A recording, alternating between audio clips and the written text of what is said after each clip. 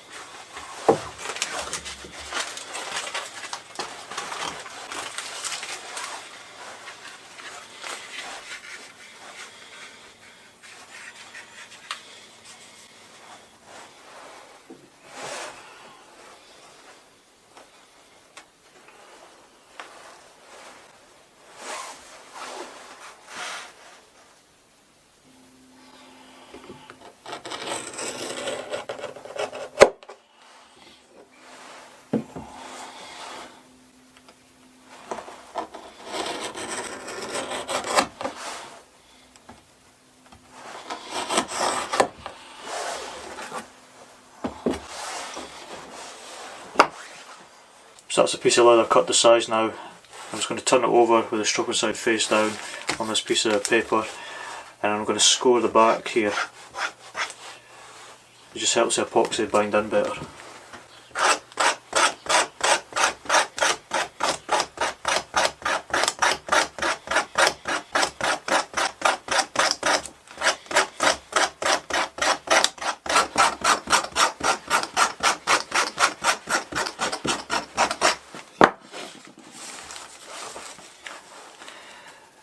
So that's it all scored up now, ready for the epoxy.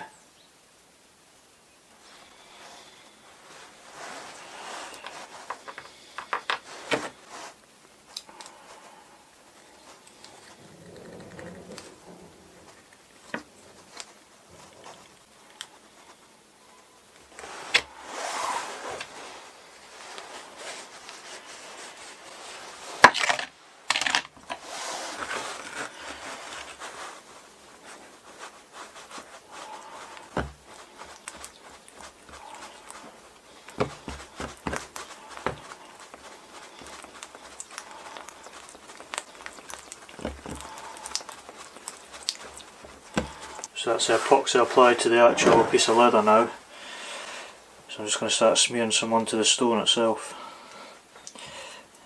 It's really thick, I think because of how cold it is in here, or out here.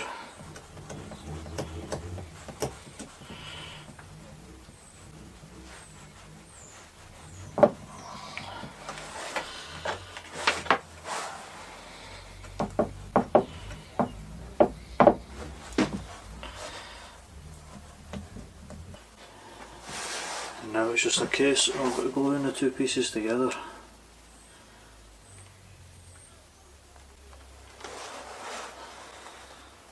I've left, with the piece of leather, I've left a bit of overhang on all four sides for any excess to squeeze out of.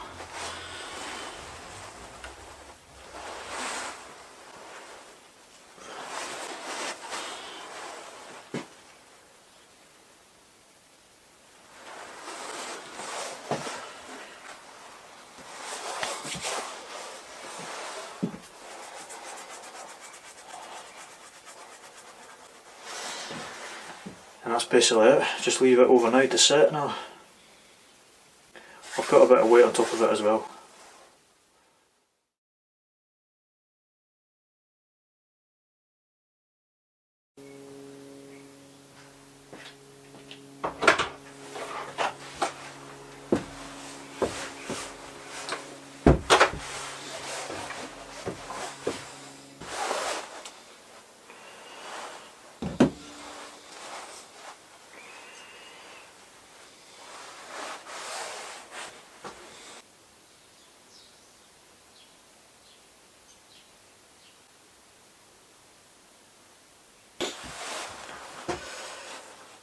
Well folks, that's the epoxy set now, so it's just a case of trimming off all the excess edges and then just give it a bit of a clean up.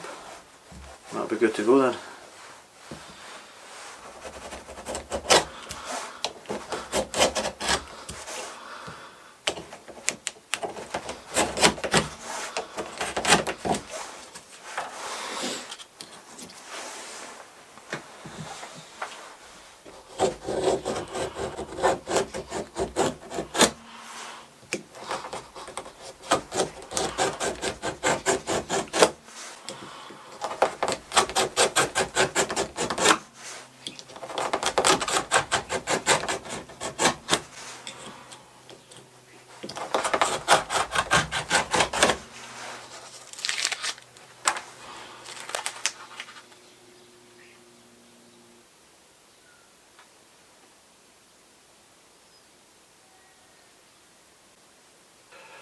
So that's pretty much it folks, that's all the edges trimmed off now. I just need to get my leather edge beveler and just bevel the edges of the leather on all four sides. And then yeah, it's good to go after that.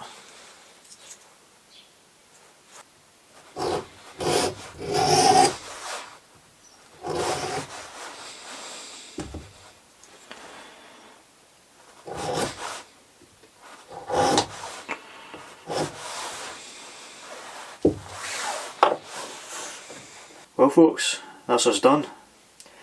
Nice big sharpening stone and a really nice bit of leather on the back as well. This leather is about 4mm thick. But yeah, ready to be used now.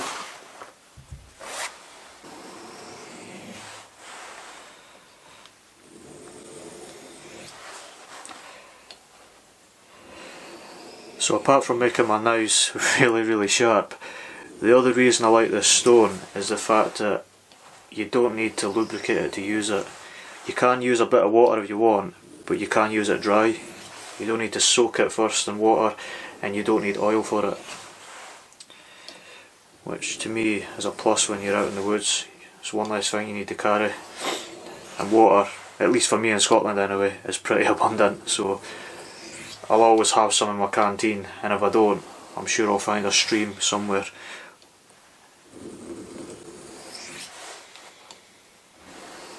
And just turn it over.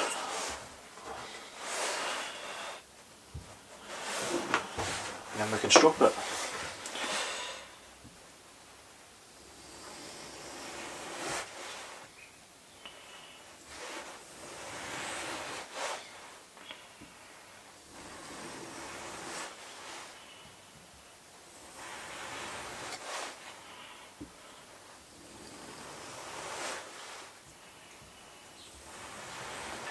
So yeah folks, pimping my stone in the shed. I'm going to leave it there now, get back into the house, got a few things in there I need to sort out. But yeah, as always, really appreciate you taking time today to watch, and I'll see you in the next one. Take care.